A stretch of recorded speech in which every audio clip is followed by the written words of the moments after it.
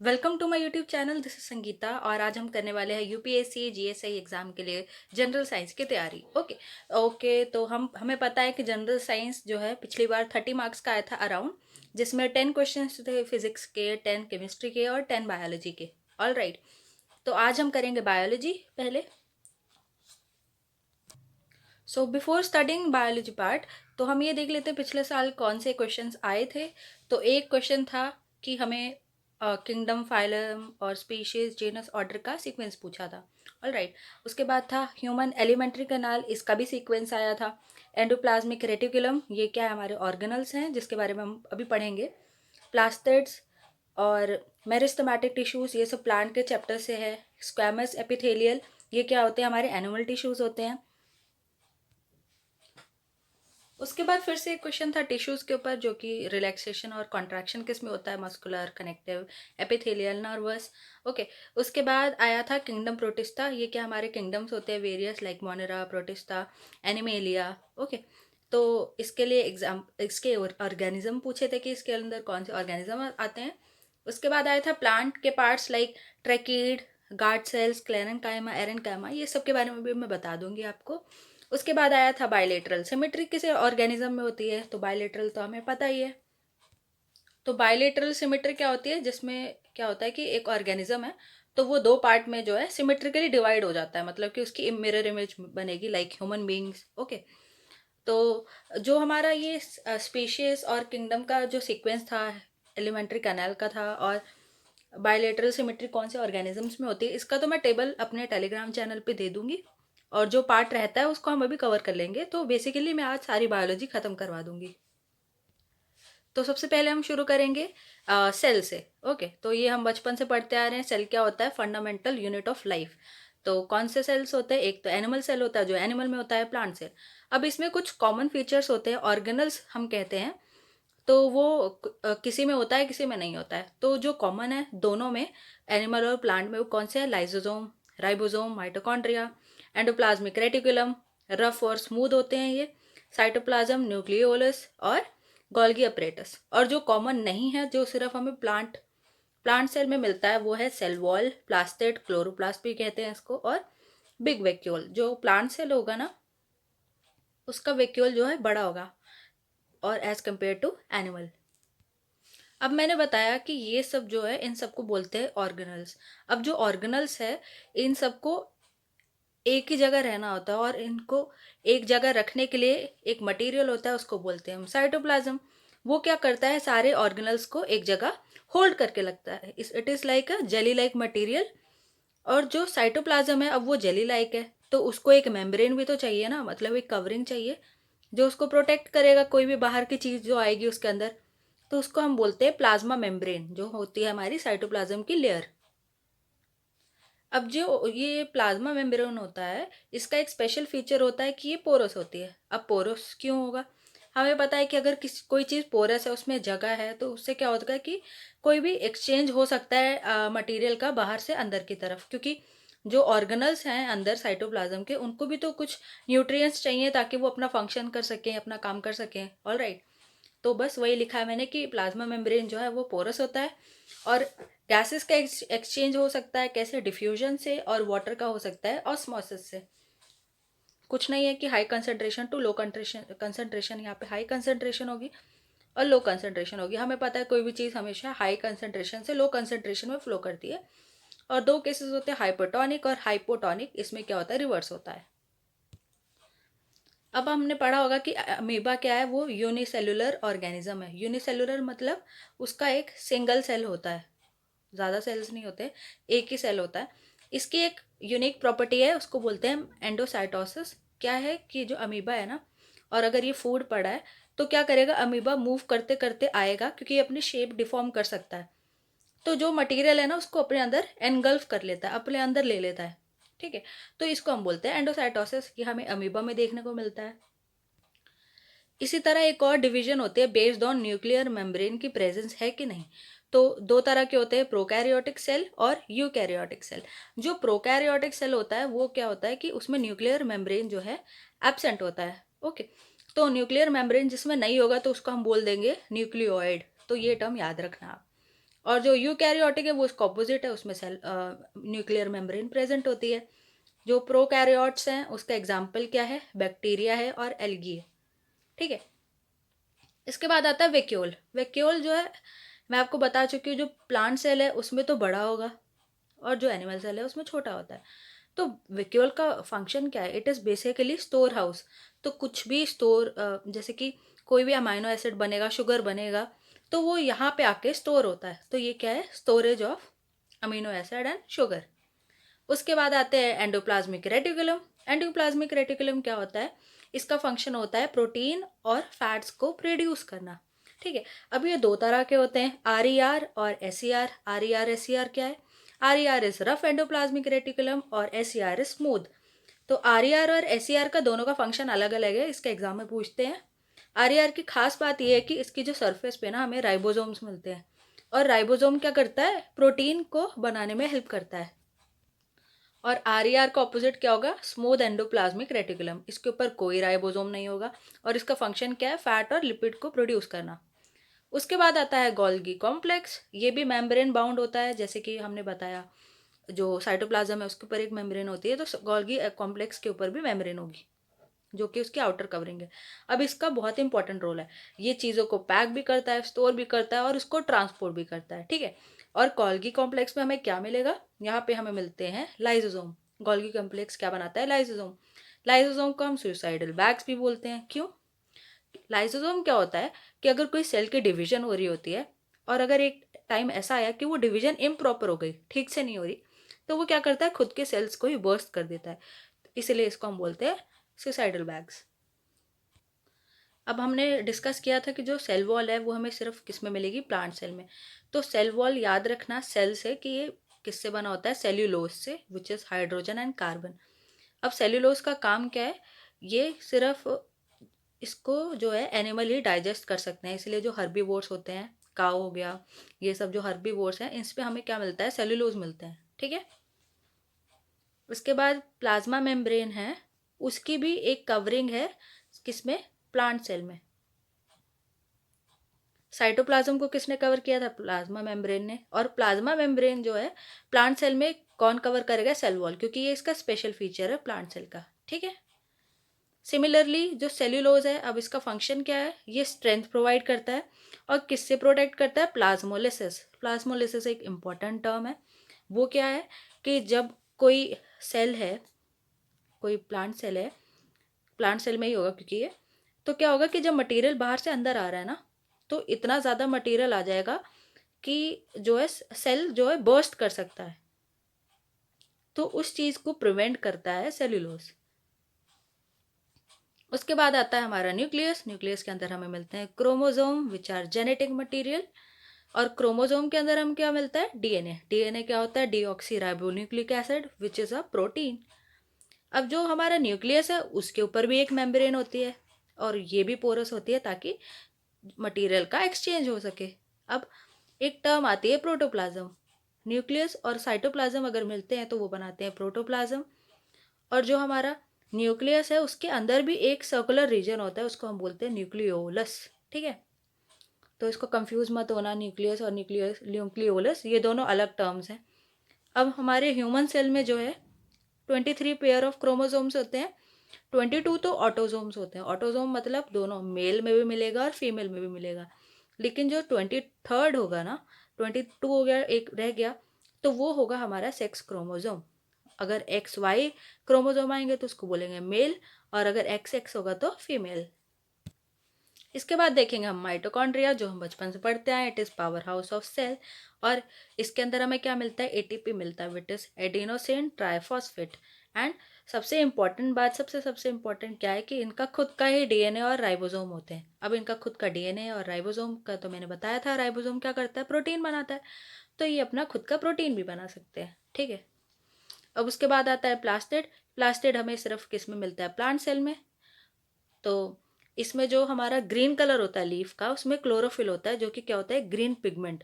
और जो green colour देता है प्लास्टिड को, इट इज क्लोरोप्लास्ट। क्लोरोप्लास्ट की तरह और टर्म्स हैं विच इज क्रोमोप्लास्ट, ल्यूकोप्लास्ट। तो जो क्रोमोप्लास्ट होता है वो क्या होता है, कलर्ड प्लास्टिड होते हैं, मतलब वो ग्रीन कलर की जगह और भी कलर दिखा सकते हैं। क्लोरोप्लास्ट सिर्फ ग्रीन कलर दिखाएगा। उसके बाद आता है हमारा ल्यूकोप्लास्ट, वो क्या होता है, वाइट और कलरलेस होता है, तो ये याद रखना। और माइटोकॉन्ड्रिया की तरह इसमें क्या होता है, इनका खुद का डीएनए और राइबोसोम होते हैं। और ल्यूकोप्लास्ट का फंक्शन क्या है, ऑयल और प्रोटीन ग्रैन्यूल्स को ये स्टोर करता है। उसके बाद ये सिंपल सा है, यूनिसेलुलर मल्टी सेलुलर। यूनी मतलब सिंगल और मल्टी मतलब बहुत सारे सेल्स, ठीक है। ओके, तो हमारा एनिमल सेल और प्लांट सेल तो खत्म हो गया है। अब हम करेंगे एनिमल टिश्यूज, उसके बाद प्लांट टिश्यूज। अब टिश्यू क्या होता है, जब ग्रुप ऑफ सेल्स मिल जाते हैं एक दूसरे के साथ तो वो बनाते हैं टिश्यूज, ठीक है। तो एनिमल टिश्यूज कितने तरह के होते हैं, 4 types, epithelial, muscular, connective and nervous. तो एपिथेलियल टिश्यू क्या होता है, ये ज़्यादातर हमारी बॉडी में मिलता है और ये टाइटली पैक्ड होता है। तो कहाँ मिलता है, स्किन में, lining of mouth, lining of blood vessel, lung, alveoli और किडनी ट्यूब्यूल्स में।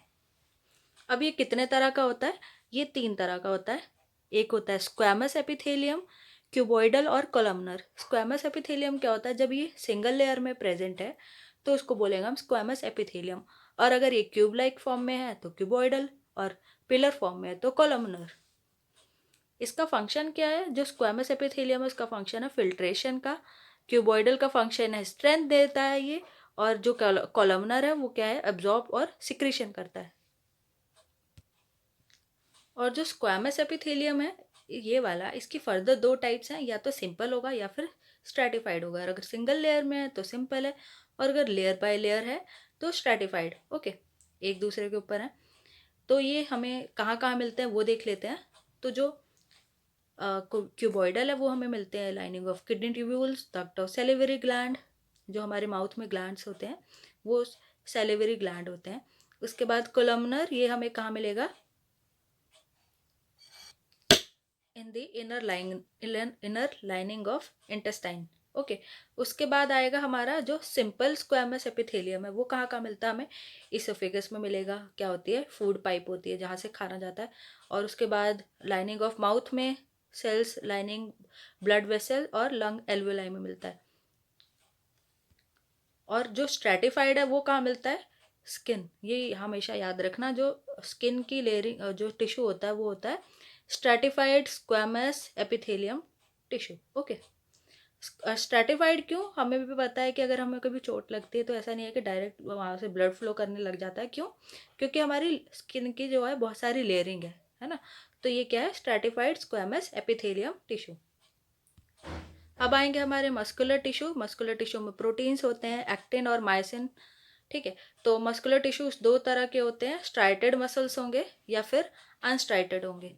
तो जो स्ट्राइटेड होते हैं वो क्या होते हैं, लॉन्ग होते हैं, ये डायग्राम देखो, लॉन्ग है, सिलेंड्रिकल है, और क्या है, अनब्रांच्ड है, कोई ब्रांचिंग नहीं है, और मल्टी न्यूक्लियस है, बहुत सारे न्यूक्लियस हैं। और ये होते हैं वॉलंटरी। वॉलंटरी मतलब हम अपनी इच्छा से इसको मूव कर सकते हैं। और ये होते हैं हमारे स्केलेटल मसल्स, जो कि हमारे लेग्स और हैंड्स के होते हैं। उसके बाद जो है हमारे इनवॉलंटरी मसल, वो 2 तरह के होते हैं, एक होता है स्मूथ मसल और एक होता है कार्डियक मसल, और ये अनस्ट्राइटेड होते हैं। तो जो स्मूथ मसल हैं वो क्या होते हैं, स्पिंडल शेप के होते हैं, और एक ही न्यूक्लियस होता है उसमें। तो ये कहाँ मिलते हैं हमें, iris of I, bronchi in lungs, stomach और यूट्रस में। लेकिन जो हमारे कार्डियक मसल हैं वो क्या होता है, वो सिलेंड्रिकल तो होते हैं लेकिन वो ब्रांच्ड होते हैं, ये देखो ब्रांचिंग आ गई यहाँ पे, और एक ही न्यूक्लियस होगा। तो ये कार्डियक मसल हमें कहाँ मिलते हैं, ये हमें मिलते हैं हार्ट में। तो कार्डियक से समझ जाओ हार्ट में मिलेगा। ओके, अब हम आएंगे हमारा कनेक्टिव टिश्यू। उसके अंदर क्या आते हैं, बोन्स, ब्लड और फैट। ब्लड के अंदर हमें क्या मिलता है, प्लाज्मा, जो कि एक क्या है, प्रोटीन। इसके अंदर क्या क्या होता है, प्रोटीन, सॉल्ट और हॉर्मोन्स। अब जो प्लाज्मा होता है वो क्या होता है, एक कलरलेस मैट्रिक्स होता है, और उसके अंदर हमें क्या क्या मिलेगा, आरबीसी मिलेगा, डब्ल्यूबीसी और प्लेटलेट्स। आरबीसी क्या होता है, रेड ब्लड सेल, उसके अंदर होता है हेमोग्लोबिन, जो कि रेड कलर देता है ब्लड को। अब जो ब्लड है उसका फंक्शन क्या है, उसका फंक्शन है ऑक्सीजन को ट्रांसपोर्ट करना हमारी बॉडी में। और सबसे ज़्यादा कंज्यूम कौन करता है ऑक्सीजन को, ब्रेन, विच इज़ 20% ऑक्सीजन को वो कंज्यूम करता है। उसके बाद आता है W B C, white blood cell. ये क्या है, कोई भी वायरस हो, कोई भी उसको जो है उससे हमारी बॉडी को प्रोटेक्ट करता है। उसके बाद आता है प्लेटलेट्स, ये हमें सिर्फ मैमल्स में मिलता है और ये किस में हेल्प करता है, क्लॉटिंग ऑफ ब्लड में। जब हमें चोट लग जाती है तो एक ब्राउन कलर की लेयर आ जाती है, डैट इज क्लॉटिंग। उसके बाद बोन सबको पता है ये बेबी में 300 होती है और जैसे जैसे अडल्ट होते हैं वो 206 हो जाती है। क्यों? जो बोन्स है वो फ्यूज हो जाती हैं जैसे जैसे हम बड़े होते हैं। तो हमें बोन्स में क्या मिलता है, कैल्शियम, फॉस्फोरस। उसके बाद कुछ टर्म्स हैं, ligament, tendon, cartilage, adipose tissue. तो जो लिगामेंट है वो क्या करता है, बोन टू बोन को कनेक्ट करता है और ये इलास्टिक होता है। तो BBL ऐसे याद रखना क्योंकि ऐसा आ सकता है। टेंडन क्या होता है, ये मसल टू बोन को कनेक्ट करता है, ये नॉन इलास्टिक होता है। उसके बाद कार्टिलेज हमें कहाँ मिलता है, नोज में और ईयर्स में। उसके बाद आएगा एडिपोज टिश्यू, जो कि सॉफ्ट टिश्यू होते हैं। ये क्या करता है, स्किन और इंटरनल ऑर्गन्स के बीच में होता है। उसके बाद है हमारा fourth type which is nervous tissue, उसमें हमें न्यूरॉन्स मिलते हैं। उसके बाद मिलता है ग्लायल सेल। ग्लायल सेल क्या होता है, ग्लू होता है नर्वस सिस्टम का। तो ये क्या करता है, न्यूट्रिएंट और ऑक्सीजन किसको देता है, न्यूरॉन्स को, ताकि वो ठीक से फंक्शन करें। प्लांट टिश्यू और होता है एनिमल टिश्यू। प्लांट टिश्यू जो हमें सिर्फ प्लांट में मिलेगा, इसमें डेड टिश्यू होता है क्योंकि हमें सिर्फ प्लांट में सपोर्ट चाहिए होता है, और नॉन मोटाइल होगा, नॉन यूनिफॉर्म ग्रोथ होगी। और एनिमल टिश्यू क्या है, ये लिविंग टिश्यू होते हैं और ये डिवाइडिंग टिश्यू होते हैं, मतलब ये पूरी लाइफ अपने डिवीजन चलता रहता है, ऐसा नहीं है कि स्टॉप हो जाता है। ठीक है। तो जो प्लांट टिश्यू है वो दो तरह के होते हैं, डिवाइडिंग और नॉन डिवाइडिंग। तो जो नॉन डिवाइडिंग है वो हमें कहाँ मिलता है, स्टेम में मिलता है। और जो डिवाइडिंग मिलेगा वो हमें शूट में मिलेगा, शूट और टिप्स में मिलेगा फ्लावर की। उसके बाद जो इसके डिवाइडिंग और नॉन डिवाइडिंग को हम क्या टर्म देते हैं, जो डिवाइडिंग होता है वो होता है मेरिस्टेमेटिक टिश्यू। मेरिस्टोस का मतलब ही क्या होता है, डिवाइडेड। तो इसके 3 पार्ट होते हैं। 3 पार्ट इसके क्या है, एपिकल मेरिस्टम होता है जो कि हमें कहाँ मिलेगा, रूट में मिलेगा और शूट टिप्स में मिलेगा यहाँ पर। उसके बाद आता है लेटरल मेरिस्टम जो कि है गर्थ ऑफ प्लांट में मिलेगा। इंटर कैलरी मेरिस्टम जो हमें मिलेगा बेस ऑफ लीव्स में। ठीक है। तो ये याद रखना, ये काफ़ी इंपॉर्टेंट है प्लांट टिश्यू और एनिमल टिश्यूज़ का पार्ट। अब इसका फंक्शन क्या है, जो एपिकल टिश्यू है, एपिकल मेरिस्टम है, वो क्या करेगा, प्लांट की लेंथ में हेल्प करता है, लेंथ की ग्रोथ में। लेकिन जो लेटरल है वो क्या है, उसके विड्थ और गर्थ में हेल्प करेगा। और इंटर कैलरी क्या है, वो हमें बेस ऑफ लीव्स में मिलता है। अब इसका इंपॉर्टेंट फीचर ये है कि इसमें जो है सेंट्रल वैक्यूल नहीं होता मेरिस्टेमेटिक टिश्यूज में। क्यों? क्योंकि वैक्यूल का फंक्शन क्या है, स्टोरेज ऑफ वाटर और सपोर्ट, और ऐसा कुछ तो यहाँ में मेरिस्टम में देखने को मिला नहीं, क्योंकि ये तो सिर्फ लेंथ में हेल्प कर रहा है और गर्थ में सपोर्ट कर रहा है। और इसमें क्या होता है, एक ही न्यूक्लियस प्रेजेंट होता है। ठीक है। और जब प्लांट ग्रो करता है तो आफ्टर मेच्योरिटी क्या होता है कि एक स्टेज आती है जब वो नॉन डिवाइडिंग हो जाते हैं, डिवीजन खत्म हो जाती है, उसको हम बोलते हैं परमानेंट टिश्यू। तो जो परमानेंट टिश्यू है वो मेरिस्टेमेटिक टिश्यू का ही टाइप है, जो कि मेच्योर टाइप है मेरिस्टेमेटिक टिश्यू का। ये भी दो तरह के होते हैं, एक होता है सिंपल टिश्यू, इसमें क्या होगा, जो हमारे सेल्स होंगे वो एक जैसे होते हैं। इसके भी 3 टाइप होते हैं, पेरेनकाइमा, कोलेनकाइमा एंड स्क्लेरेनकाइमा। जो पेरेनकाइमा है वो होता है हमारा फिलर टाइप, और जो कोलेनकाइमा होता है वो होता है थिक वॉल टाइप, और जो स्क्लेरेनकाइमा होता है वो क्या होता है, स्पेसिस टाइप। अब ये कैसा होता है, जो पेरेनकाइमा है वो क्या होता है, उसकी बहुत ही थिन वॉल्स होती हैं, और जो सेल्स होते हैं ना वो एक दूसरे से क्लोजली पैक्ड होते हैं, तो उसमें बिल्कुल जगह नहीं होती, इसलिए इसको हम फिलर टाइप बोलते हैं। और क्या होता है, इसमें क्लोरोप्लास्ट होता है। उसका फंक्शन क्या है, फोटोसिंथेसिस करना। फोटोसिंथेसिस से क्या होता है, फूड का स्टोरेज होता है और वाटर का। ओके। तो जो कॉलन कायमा है वो इसका ऑपोजिट है, इसकी थिक वॉल होगी, अनइवन वॉल होती है, टाइटली पैक्ड होते ही है, लेकिन इसमें कोई क्लोरोप्लास्ट नहीं होता। क्लोरोप्लास्ट नहीं होता, और इसका सिर्फ फंक्शन क्या है, सिर्फ फ्लेक्सिबिलिटी देना प्लांट को। ठीक है। इधर से उधर जब मूव करता है ना प्लांट, ऐसे जब हवा चलती है तो मूव करता है, तो उसको फ्लेक्सिबल कौन बनाता है, कॉलन कायमा। उसके बाद आता है स्क्लेरन कायमा। स्क्लेरन कायमा क्या है, जो स्पेस है जो सेल्स के बीच में वो काफ़ी वाइड रहती है, गैप रहता है उसमें, तो इसको स्पेसिस टाइप इसीलिए बोलते हैं। उसके बाद क्या है, पेरेन कायमा और कॉलन कायमा, ये तो लिविंग सेल्स है, लेकिन जो स्क्लेरन कायमा है वो डेड हो जाता है, कब, मेच्योर जब होते हैं प्लांट। तो ये थिक वॉल है, इसमें लिग्निन होता है, ये इंपॉर्टेंट टर्म है। लिग्निन किस में मिलता है हमें, कोकोनट की हस्क जो होती है ना उसमें मिलता है, वीन और फ्लावर में मिलता है, फ्लावर की जो वीन है, और जो सीड की कवरिंग्स होती है उस पर मिलता है। तो जो स्क्लेरन कायमा है उसका एक इम्पॉर्टेंट फीचर ये है कि अब इसमें स्पेस है ना, तो जो पानी में आपने देखा होगा लिली फ्लोट करती है, किस लिए? इसीलिए क्योंकि उसमें स्क्लेरेंकाइमा होता है, सॉरी। तो ये थे हमारे सिंपल टिश्यू। अब आएंगे कॉम्प्लेक्स टिश्यू। कॉम्प्लेक्स टिश्यू कुछ नहीं, ये इन दोनों का कॉम्बिनेशन होता है। दो तरह के सिंपल टिश्यूज का कॉम्बिनेशन होगा। तो उसमें आते हैं हमारे जाइलम और आता है हमारा फ्लोएम। तो वो बहुत ही इंपॉर्टेंट है। जाइलम क्या करता है? जाइलन मीन वुड। ओके, तो वाटर इसमें क्या है? अपसाइड, अपवर्ड और साइड वेव्स मूव करता है। अब ये किससे बना होता है? जो हमारे वाटर जो है, जैसे सपोज ये रूट है ना, तो उसमें वेरियस पाइप्स के थ्रू जो है वाटर फ्लो करता है। तो जाइलम का इससे पता लग गया जाइलम का मेन फंक्शन क्या है? वाटर का ट्रांसपोर्ट करना, है ना। तो इसके अंदर हमें क्या मिलेगा? Parenchyma cell. सिमिलरली क्लोरोप्लास्ट होता है इसमें, तो ये फूड का स्टोरेज करेगा, वाटर कंडक्ट करेगा। और क्या होता है? फाइबर्स होते हैं। फाइबर क्या करते हैं? ये जो है ऐसे शेप के होते हैं और ये सपोर्ट के लिए हेल्प करते हैं। और इसमें हमें क्या मिलेगा? वेसल्स मिलते हैं, ट्रैकेड मिलता है। इन दोनों को मिला के हम बोलते हैं ट्रैकेरी एलिमेंट। अब इनका काम क्या है? जो वेसल है वो क्या करता है? वाटर का ट्रांसपोर्ट करता है। और ये सिर्फ हमें वेसल्स किस में मिलते हैं? सिर्फ एंजियोस्पर्म में। एंजियोस्पर्म कौन से होते हैं? जिसमें फ्लावर्स मिलते हैं हमें, उसको हम एंजियोस्पर्म बोलते हैं। और जिसमें नहीं मिलते उसको हम बोलते हैं जिम्नोस्पर्म। जो ट्रैकेट्स होता है इसका डिफरेंस क्या है वेसल से? कि जो इसका डायमीटर है ना वो छोटा होता है, लेकिन इसका डायमीटर जो है बड़ा है ना। वाइट दिख रहा है आपको। इसमें कोई परफोरेशन नहीं होता है। लेकिन जो वेसल है ये तो वाटर ट्रांसपोर्ट कर रहा है, तो इसमें जो है हमें परफोरेशन मिलेंगे, मतलब पोर्स मिलेंगे।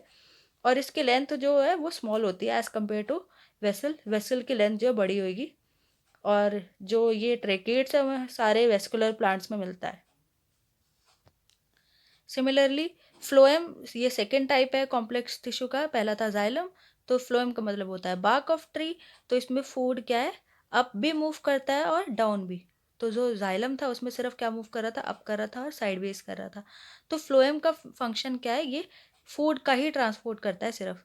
तो इसमें हमें क्या मिलेगा? पैरेन्काइमा मिलता है, जिसमें फूड स्टोरेज होता है। क्यों? क्योंकि इसके अंदर हमें क्या मिलता है? क्लोरोप्लास्ट। अब जैसे मैंने आपको बताया था कि एपिथेलियल टिश्यू जो है ह्यूमन में मिलता है हमें स्किन में, तो इसी तरह प्लांट को भी एक स्किन चाहिए ना उसको प्रोटेक्शन के लिए, तो उसको हम बोलते हैं एपिडर्मिस। तो क्या है? ये सिंगल लेयर ऑफ सेल है जो कवर करता है प्लांट बॉडी को। अब जो डेजर्ट प्लांट होते हैं उसको में क्या होता है कि पानी की बहुत प्रॉब्लम होती है वहाँ पे। तो वहाँ पे क्या है कि वो कम वाटर लॉस करना चाहते हैं अपने जो पोर्स के थ्रू। तो उसमें हमें क्या मिलता है? Cutin, CUTIN। क्यूटिन से क्या बनते हैं? क्यूटिकल। वो क्या होती है? एक वैक्सी प्रोटेक्टिव लेयर्स हो जाती है प्लांट के ऊपर। तो ये हमें सिर्फ डेजर्ट प्लांट जो रेगिस्तान में पौधे मिलते हैं उसमें मिलता है। और इसके सेल जो फ्लैट होते हैं। और इसमें जो गैस एक्सचेंज होता है वो किसके थ्रू होता है? स्टोमेटा, है ना। ये क्या होता है? जो लीव होते हैं उसके अंदर जो पोर्स होते हैं उसको हम बोलेंगे स्टोमेटा। और ये स्टोमेटा है, अब ये जो पोर्स है अब इसको गार्ड करने के लिए भी तो कोई चाहिए ना। तो उसको हम बोलेंगे गार्ड सेल, जो किडनी शेप के होते हैं। तो जो स्टोमेटा है उसमें हमें क्या मिलेगा? क्लोरोप्लास्ट भी मिलता है। जो स्टेम है उसका कोई एपिडर्मल लेयर नहीं होता है। तो ये हमारे खत्म हो गया एनिमल टिश्यू, प्लांट टिश्यू भी खत्म हो गया। अब हम करेंगे एलिमेंट्री कनाल। हाँ, ह्यूमन एलिमेंट्री कनाल, इसका क्वेश्चन आया था पिछली बार। कुछ नहीं पूछा था, सिंपल सीक्वेंस ही पूछ लिया था कि पहले क्या आता है? बक्कल कैविटी आता है, फिर फूड जो है बोलस के फॉर्म में, ऐसी फॉर्म में जाता है फूड पाइप के थ्रू, जिसको हम बोलते हैं ईसोफेगस। फूड पाइप होती है। फिर जाता है फूड स्टमक में। स्टमक से होते हुए फिर फूड जाता है सबसे पहले स्मॉल इंटेस्टाइन में। तो स्मॉल इंटेस्टाइन में भी फर्दर डिवीजन होती है, विच इज ड्यूडेनम, जिजनम और इलियम। तो ये सीक्वेंस भी याद कर लेना, पूछ सकते हैं, है ना। आगे जिजनम दे देंगे, ड्यूडेनम। तो आपको ऐसे ही याद करना है, पहले DJI। ओके। उसके बाद स्मॉल इंटेस्टाइन में एक और फीचर होता है, इसमें विलाई होता है, VILLI। अब विलाई क्या करता है? जो भी न्यूट्रिएंट्स आएंगे उसको एब्जॉर्ब करने में हेल्प करता है। उसके बाद आएगा लार्ज इंटेस्टाइन, उसके बाद आएगा रेक्टम, उसके बाद आएगा एनस। तो इसके बाद एक और फीचर होता है कोलन। कोलन में भी फर्दर 3 डिवीजन होती है, असेंडिंग, ट्रांसफर्स एंड डिसेंडिंग। तो ATD ऐसे करके इसको याद कर लेना, क्योंकि ये भी सीक्वेंस आ ही सकता है। अगर इन्होंने ये सीक्वेंस पूछ लिया तो इनमें क्या प्रॉब्लम है ना, हो ही जाएगा वैसे भी। ऑल राइट, तो ये था हमारा बायोलॉजी का पार्ट। तो I think most of biology के इंपॉर्टेंट टर्म्स तो हमने इसमें कवर कर ही ली। तो अगर आपको वीडियो अच्छा लगा तो do like, share and subscribe. और हम कल क्या करेंगे, हम कल कर लेंगे करंट अफेयर्स कर लेंगे, और केमिस्ट्री पढ़ लेंगे, और जो गवर्नमेंट स्कीम्स आई है ना वो हम कर लेंगे। Okay, so thank you so much.